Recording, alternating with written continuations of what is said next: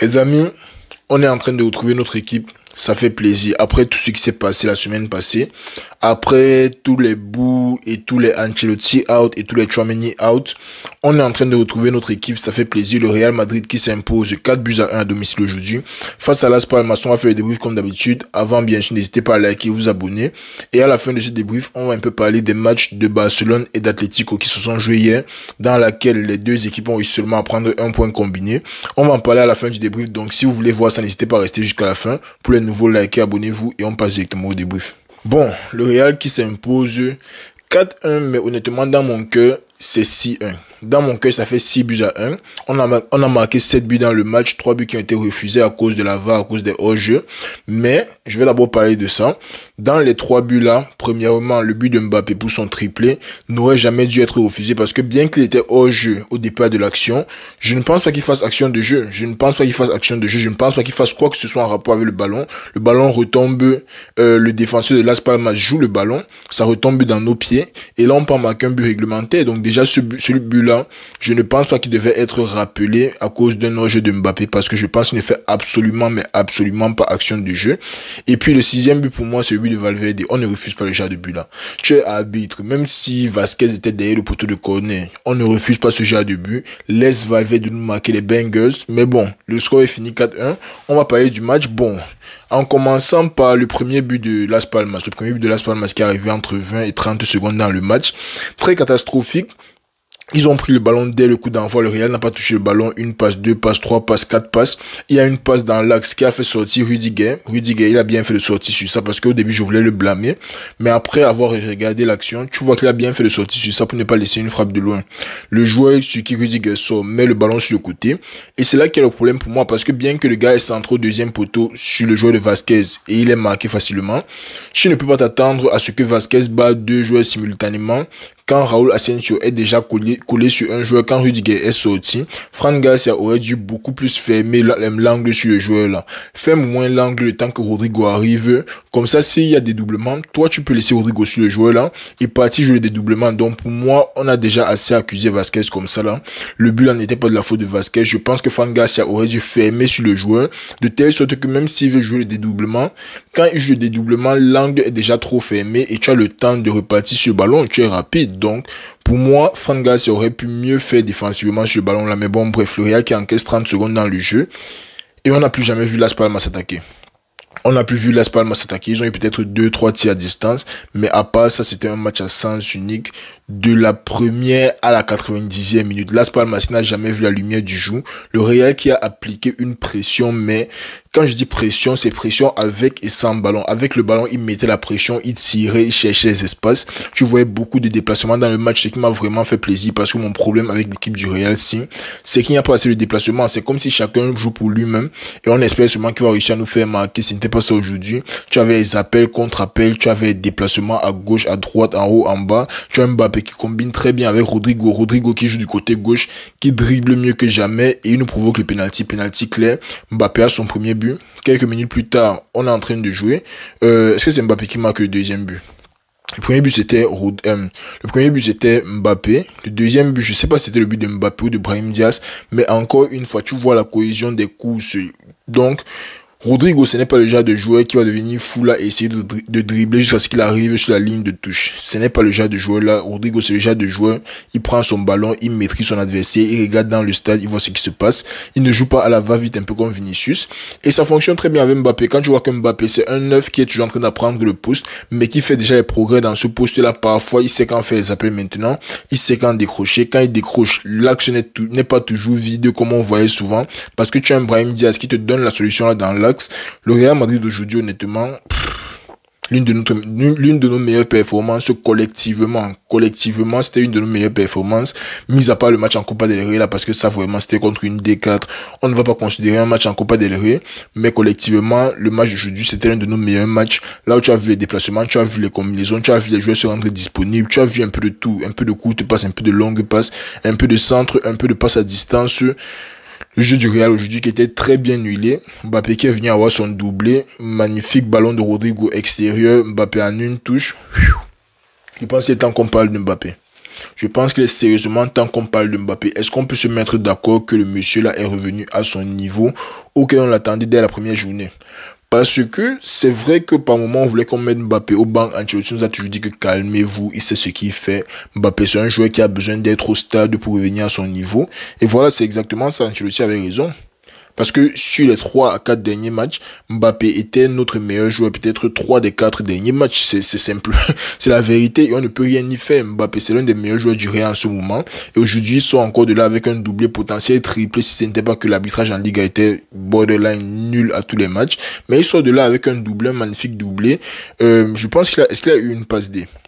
Je ne sais pas si c'est lui qui fait la passe. Non, non, non. Il a eu une passe à la passe D. Une avant-passe D, si on veut dire ça comme ça. Mbappé qui était partout dans le stade, le jeu qui coulissait bien. Le Real qui continuait de mettre la pression en deuxième mi-temps, même chose. Ça n'a pas été déjà le deuxième mi-temps, comme on a vu contre le Celta, où on laisse l'adversaire avoir le ballon. Bien que Las Palmas puisse faire ça contre nous, parce que nous, clairement, il y a des matchs dans lesquels on décide seulement de laisser le ballon à l'adversaire, peu importe l'adversaire. On n'a pas fait ça aujourd'hui. On a eu un match complet de la première à la dernière minute. On ne s'est jamais relâché. Et le 4e but qui est venu facilement en ballon de Mbappé à l'entrée de la surface. Et une particularité avec le Mbappé, si comparé au Mbappé de début de saison, quand il joue aussi bien, il est beaucoup moins chiche parce qu'il est moins frustré dans le jeu.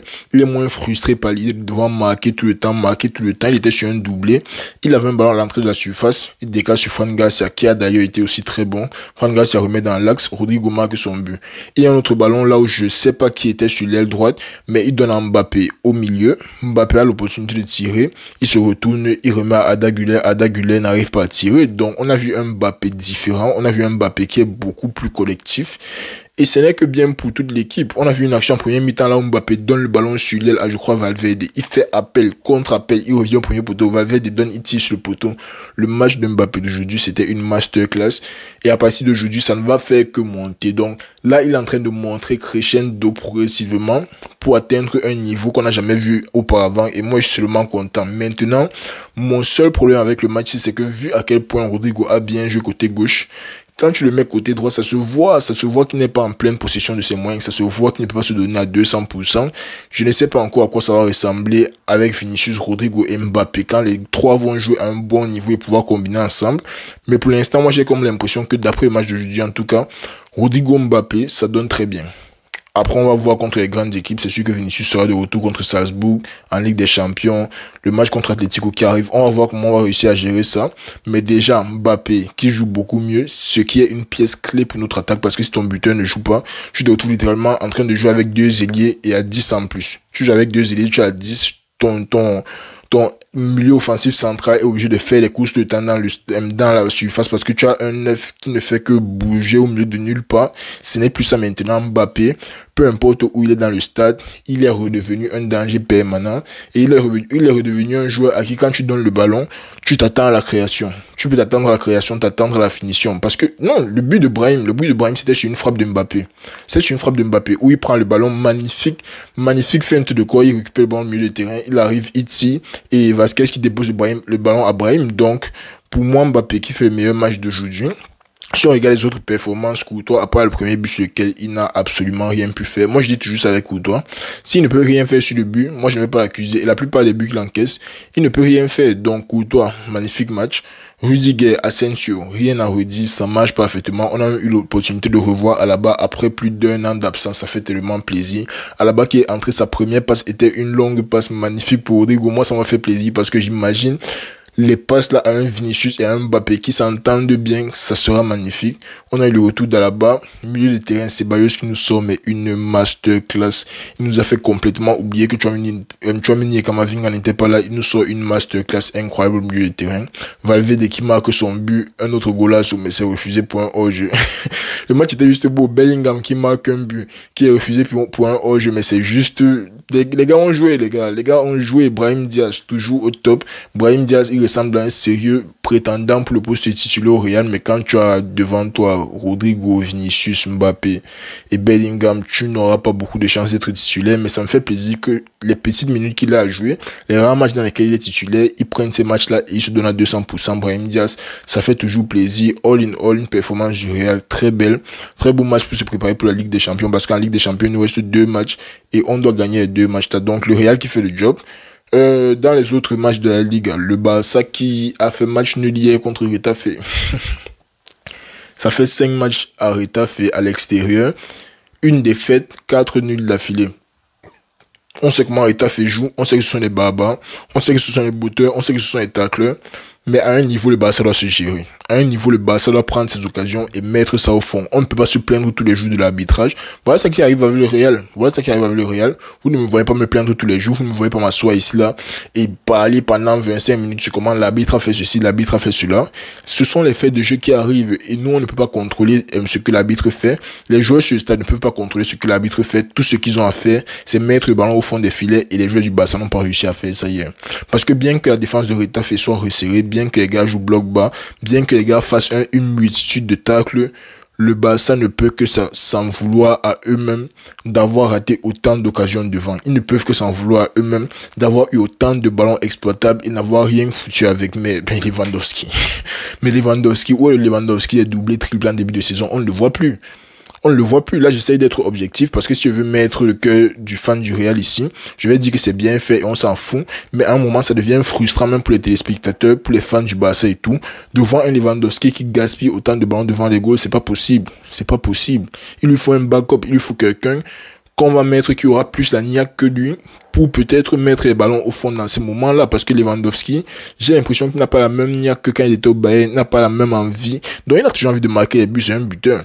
Mais je ne sais pas, peut-être c'est l'âge qui fait ça. Il manque un truc à Lewandowski ici. Depuis le début de la saison, ça passait bien un moment, mais depuis un temps là, c'est completely shut off. Il marque toujours les buts, mais il y a les matchs comme contre l'Atlético, contre Las Palmas, contre Leganés, et le match d'hier, où Lewandowski ne ressemble juste pas à Lewandowski. Lewandowski vient, il fait du n'importe quoi devant les goals et ça coûte le match au Barça. Pareil avec Rafinha.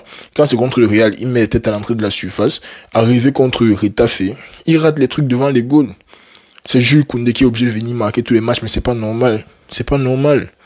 Et Lamine Yamal, il ne peut qu'être si bon que ça. Ça veut dire que s'il est bon et le reste ne suit pas, et il y a les jours aussi là où lui aussi il va jouer comme un enfant de 17 ans. Il y aura les jours où Lamine Yamal va jouer comme un gars de 17 ans. Et là, c'est aux deux autres de devant. C'est au Dani Olmo. C'est au Gavi. Gavi qui joue en 10 depuis quand, on ne sait pas. Il ne sait pas grand chose là-bas. Comme Andy Flick, ça a marché 2 matchs. Maintenant, Gavi, c'est son nouveau 10. Mais c'est inexplicable, man. C'est inexplicable ce qui se passe au Barça. Bref, le Barça ne se gère pas. Ils ont maintenant 7 points derrière le Real et je pense 5 points ou 4 points derrière l'Atlético, je ne sais plus. Mais l'Atlético aussi qui ne se gère pas, je suis désolé. Autant ce qu'il a dit pour le Barça, c'est vrai, autant c'est vrai pour l'Atlético. L'Atlético, ce qu'ils ont foutu dans le match d'hier là, ce n'était pas un match de, ou bien c'est 16 ou 17 victoires d'affilée, ce n'était pas ça. Encore que je peux leur donner le bénéfice du doute. Parce que à un moment, il y a certains matchs, vous savez vous-même, dans lesquels tu as seulement la poisse, tu n'arrives pas à marquer, tu tires, ça tape le poteau, ça tape la base, c'est exactement ce qu'ils ont eu hier. Mais Griezmann vient nous rater un penalty en fin de match. Même pas que le gardien a levé, il a tiré complètement à côté. Donc, on va seulement conclure que ce n'était pas le match d'Atlético, parce que, mis à part ça, moi je ne vois pas comment expliquer le fait que vous ratiez autant devant les goals, les poteaux, les bas transversales, tout, vous ne faites que rater. Et à la fin du match, vous avez un penalty pour sauver votre match. Et vous foirez complètement. Côté perspective, fan du Real Madrid, moi ça m'arrange. Mais maintenant, perspective, fan du football, quand tu vois une équipe avec autant d'occasions gâchées, c'est frustrant. Comme avec le Barça, c'est frustrant. Mais bon, le Real qui s'en sort premier de cette journée, moi je ne vais pas me plaindre de ça personnellement. Ça me fait plaisir. Le Real qui est premier après 20 journées de Liga, qu'il aurait cru à la 13e journée, pas moi. Mais bon, on est là, on est toujours en vie. Il faut oublier la Super Coupe d'Espagne. Là, c'est déjà passé, c'est derrière nous. Il y a encore la Ligue des Champions, il y a encore la Liga, il y a encore la Copa. On va voir le tirage au sort de la Copa demain. Je suis très excité pour le tirage au sort là, mais j'ai comme l'impression que ça sera Atlético ou Barça. Moi, je veux un Barça pour les demi-finales ou la finale, mais pas en cas de finale. Mais si ça arrive, on est obligé de jouer contre eux. Et j'espère que on va mettre nos big boy pants on et on va aller gagner le match là. Mais bon, c'était tout pour la 20e journée de Ligue, les amis. N'hésitez pas à me dire ce que vous pensez déjà de Mbappé, de l'attaque du Barça et Atlético. Si vous regardez les matchs de l'Atlético, dites-moi ce que vous avez pensé des 3 matchs là en commentaire. Moi ça m'intrigue, moi ça m'intéresse. Mais bon, la 20e journée de Ligue est passée. Place à la Ligue des Champions en semaine. Prenez soin de vous. N'hésitez pas bien sûr à liker, vous abonner et me laisser un petit commentaire. Ça fait toujours plaisir. Mais prenez soin de vous les amis. On se reprend mardi. On est ensemble.